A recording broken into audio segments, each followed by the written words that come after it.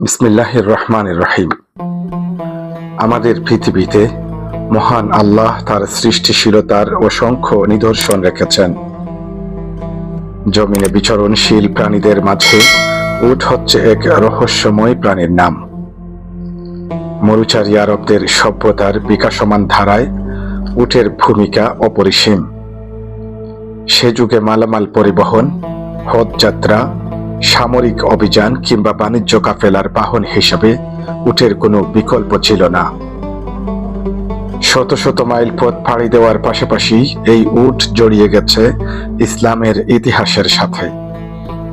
হুজুর সাল্লাল্লাহু আলাইহি ওয়াসাল্লাম যখন মক্কা থেকে মদিনায় হিজরত করেন, তখন উট ছিল নবীজির আধার রাতের সাথী। মহান আল্লাহ তার নিখুঁত সৃষ্টিশীলতার প্রমাণ হিসাবে উটের উদাহরণ পেশ করেছেন। আল কুরআন বলছে, তারা কি দেখে না উটকে কিভাবে সৃষ্টি করা হয়েছে। জীববিজ্ঞানের দিক থেকে আজও উট এক বিস্ময়কর প্রাণী।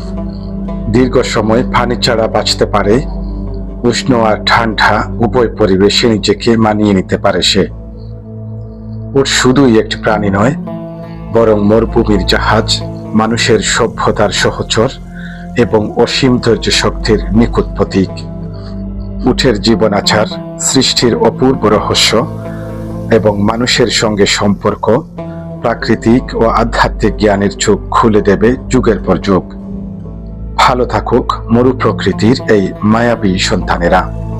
ভিডিওটি ভালো লাগলে লাইক দিন, শেয়ার করুন এবং সাবস্ক্রাইব করে পাশে থাকুন। মাহিম চৌধুরী, সৌদি আরব।